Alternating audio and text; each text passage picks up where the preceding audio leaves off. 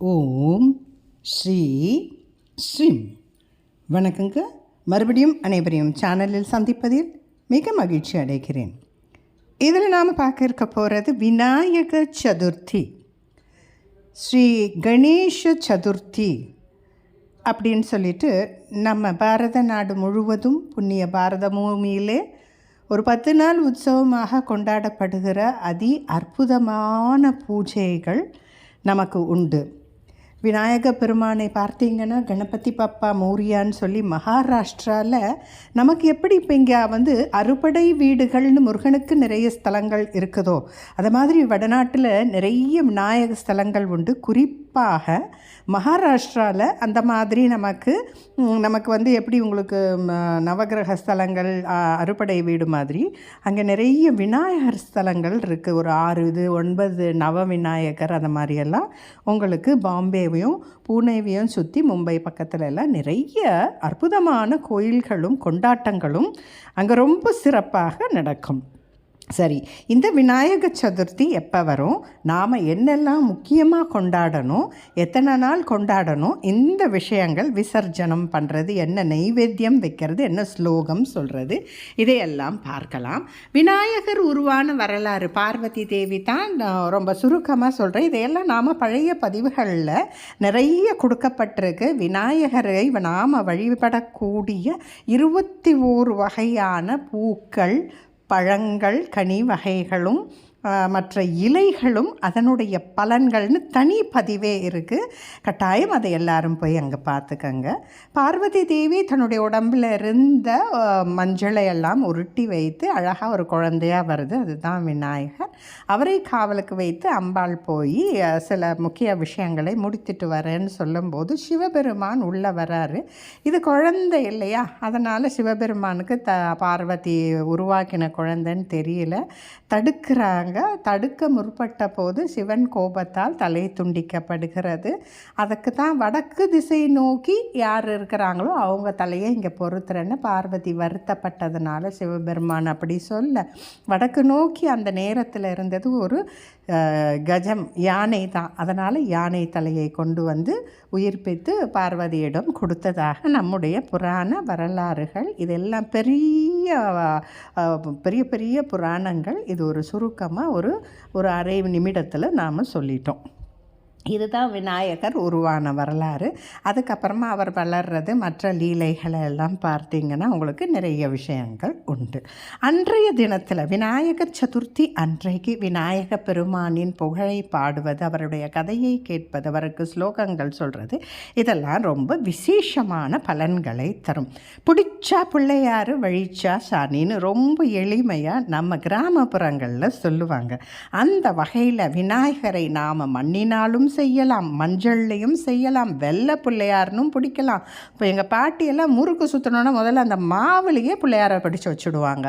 அந்த மாதிரி நாம் வகை வகையான விநாயகர்களை நாமளே உருவாக்கிக்கலாம். மண்ணிலையும் செய்யலாம், பசுஞ்சாணத்தில் கூட பிள்ளையாரை பிடிச்சி அருகம்புல் வச்சுட்டு தான் பொங்கப்பானையே வைப்பாங்க தைப்பொங்கலுக்கு, சூரிய பகவானுடைய வழிபாடுக்கு. மஞ்சள் பிள்ளையாருக்கு அவ்வளோ மங்களகரமான சக்தி. ஒவ்வொரு பிள்ளையாருக்கும் ஒவ்வொரு மகிமை உண்டு. அதையும் ஒரு பதிவில் இருக்குது, பழைய விநாயகர் பதிவில் பாருங்கள். இந்த மாதிரி நாம் நமக்கு எங்கே சௌகரியமோ, இப்போ நிறைய பேர் பார்த்திங்கன்னா குழந்தைகள் வெளியூரில் இருக்கிறாங்க, வெளிநாட்டில் இருக்காங்க, கவலையே வேண்டாம். அழகாக அங்கெல்லாம் உங்களுக்கு பிள்ளையார் கிடைக்கலன்னா மஞ்சளில் இந்த மாதிரி ஒரு கூம்பு மாதிரி பிடிப்போம் இல்லையா, அந்த பிள்ளையாரை வச்சுட்டு கூட நீங்கள் பிள்ளையார் ரொம்ப சுலபமாக நாம் எங்கே பிடிச்சி வச்சாலும் உடனே அதில் பிள்ளையாரப்பா எனக்கு ஸ்லோகன் தெரியாது, நீங்கள் வாங்கன்னு ஆவாகனம் பண்ணிட்டீங்கன்னா உடனே அதில் அமர்ந்துடுவார் பிள்ளையார். அவருக்கு உங்களால் நைவேத்தியங்களை அன்னைக்கு செய்யுங்க. ரொம்ப அவருக்கு பிடித்தமான விஷயம் பார்த்திங்கன்னா பூரண கொழுக்கட்டை, மோதகம்னு சொல்லுவோங்க. அந்த கொழுக்கட்டைக்குள்ளே ஏதான ஒரு பூரணம் ஒன்று நம்ம வெல்லம் போட்டு தேங்காய் பூரணம் செய்யலாம், இல்லைன்னா நாம் எள்ளு பூரணமும் செஞ்சுக்கலாம். அதை வச்சு நாம் சாமி கும்பிடலாம். அந்த ஸ்வஸ்திக் சிம்பல் போட்டு நாம் மாக்கோலம் இட்டு போடுறது ரொம்ப சிறப்பு. சரி, இது என்றைக்கு வருது, எப்போ வருதுன்னு பார்க்கலாம். 2025 ஆகஸ்ட் மாதம் 27ஆம் தேதி அன்னைக்கு பார்த்திங்கன்னா நாம் விநாயகர் சதுர்த்தியை கொண்டாடுறோம். பொதுவாக பார்த்திங்கன்னா அஸ்த நட்சத்திரமும் சதுர்த்தி திதியும் இணைந்து வருவது விசேஷம். சில நேரத்தில் அது மாறுபட்டு வரும். உங்களுக்கு பார்த்திங்கன்னா 26ஆம் தேதி செவ்வாய்க்கிழமை அன்னைக்கு ஒரு 2 மணி பக்கமே சதுர்த்தி திதி திருக்கணித முறைப்படி வந்துடுது. அந்த வகையில் புதன்கிழமை மணி 3:45 மத்தியானம் 3:45 வரைக்கும் உங்களுக்கு சதுர்த்தி திதி இருக்குது. அப்புறம் பஞ்சமி வந்துடுது. நட்சத்திர வகையில் ஹஸ்த நட்சத்திரம் பார்த்திங்கன்னா உங்களுக்கு செவ்வாய்க்கிழமை நிறைய இருக்குது உங்களுக்கு. அதனால் நீங்கள் சதுர்த்தி திதியை வச்சுட்டு நாம் புதன்கிழமை 27ஆம் தேதி நாம் விநாயக சதுர்த்தியை கொண்டாடுவோம். பொதுவாக விநாயகருக்கு உண்டான நாம் அந்த மண் பிள்ளையாரெல்லாம் நம்ம வாங்கி கொண்டாடுவோம். இல்லைன்னா நீங்கள் சில பேர் அந்த பொம்மை பிள்ளையார் கூட வாங்கிட்டு வருவாங்க, கலர் கலராக இருக்கும் இல்லைங்களா. அந்த மாதிரி பிள்ளையாரை வாங்கும்போது நம்ம வீடு வாசலெல்லாம் சுத்தம் பண்ணிவிட்டு மாவிளை தோரணம் கட்டி வீடெல்லாம் கழுவி சுத்தம் பண்ணிவிட்டு ஒரு 2 தீபமெல்லாம் போட்டு நாம் குளிச்சுட்டு பிள்ளையாருக்கு ஒரு மனையோ இல்லை ஒரு தாம்பாள தட்டோ அதில் சின்னதாக ஒரு கோலம் போட்டு அதில் தான் நாம் போய் பிள்ளையாரை வாங்கிக்கிட்டு வரணும். முக்கியமாக அருகம்பெல்லும் அன்னைக்கு நமக்கு எருக்க மாலையும் சாத்துறது ரொம்ப விசேஷம். ரொம்ப எளிமையான விஷயம் தான். அவர் ரொம்ப காஸ்ட்லியாலாம் நம்மளை கேட்கலை. அருகம்புல்லுக்கு ஒரு 10 ரூபா கொடுத்தாங்கன்னா ஒரு கட்டு கொடுத்துருவாங்க. அதை போடுறது பிள்ளையாருக்கு அவ்வளோ சிறப்பு. அது தூர்வா அப்படின்னு சொல்லுவாங்க. அன்னைக்கு தூர்வா சூக்தம்னு ஒன்று இருக்குது. அன்னைக்கு அதை படிக்கிறது ரொம்ப சிறப்பு. உங்களுக்கு ஒளவை பாட்டி நமக்கு சொல்லி கொடுத்த சீதக்களப செந்தாமரை பூ, அது ரொம்ப விசேஷம். விநாயகருக்கு ரொம்ப பிடித்த விஷயம் அது. அதையும் நாம் அன்னைக்கு படிக்கலாம். இப்படி போயிட்டு நாம் அன்னைக்கு ராகுகாலம் எம்மகண்டம் எல்லாம் பார்த்துட்டு 7:30 எம்மகண்டம் புதன்கிழமை. ராகுகாலம்னு பார்த்திங்கன்னா 12:01 இந்த நேரத்தை தவிர்த்துட்டு நம்ம அதிகாலையிலே குளிச்சுட்டு போய் பிள்ளையாரை வாங்கிட்டு வந்துட்டு உங்களுக்கு என்னெல்லாம் முடியுதோ பலகாரமெல்லாம் செஞ்சு பிள்ளையார் கூடையெல்லாம் வச்சுட்டு வெத்தலை பாக்கு பூவு பழம் அதுக்கப்புறம் பாயாசம் வடை கொழுக்கட்டை சுண்டல் அவல் பொரிக்கடலை கூட அவருக்கு பிடிக்கும். இதில் எதெல்லாம் உங்களுக்கு முடியுதோ நீங்கள் செய்யுங்க. ஆனால் கட்டாயமாக கொஞ்சம் கொழுக்கட்டை செய்கிறது ரொம்ப சிறப்பு. செய்து நிறைய பேருக்கு அதை நீங்கள் விநியோகம் பண்ணி தானமாக கொடுத்துடுங்க. இவ்வளோ தான். உங்களுக்கு தெரிஞ்ச ஸ்லோகமெல்லாம் சொல்லுங்கள். அது பாலும் தெளிதேனும் சொல்லலாம். நிறைய பிள்ளையார் ஸ்லோகங்கள்லாம் இருக்குது. உங்களுக்கு எதெல்லாம் தெரியுதோ சொல்லுங்கள். இல்லைன்னா கேசட்டில் விட்டு நீங்கள் ஒலிக்க செய்து நீங்களும் கூட சேர்ந்து பாடலாம். அதுக்கப்புறம் இந்த பூஜைகளை தினமும் காலையில் மாலை 2 வேளையும் நீங்கள் விளக்கேற்றி கும்பிடுங்க. விநாயகரை நாம் விசர்ஜனம் செய்கிறது எப்படின்னா நீர்நிலைகளில் விசர்ஜனம் செய்யலாம். ஒரு கடலோ ஆறோ நதியோ குளமோ இல்லை நம்ம வீட்டில் கிணறு இருக்கோ அங்கே கூட பண்ணலாம்.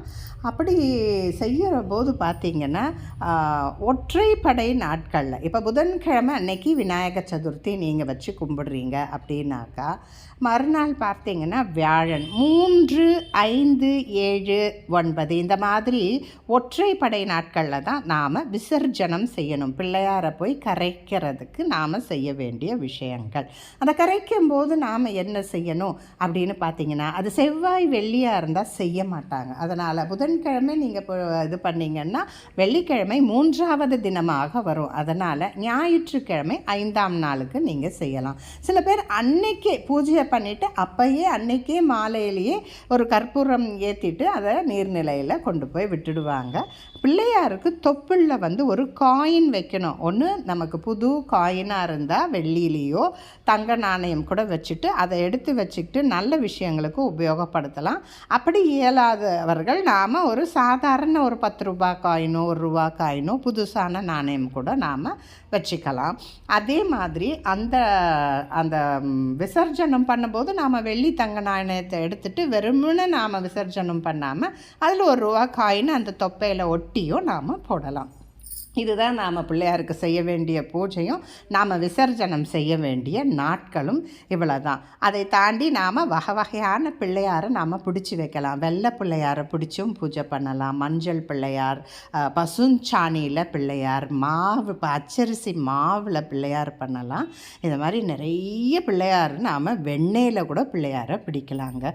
ஒவ்வொன்றுத்துக்கும் ஒவ்வொரு விஷயம் இருக்குது.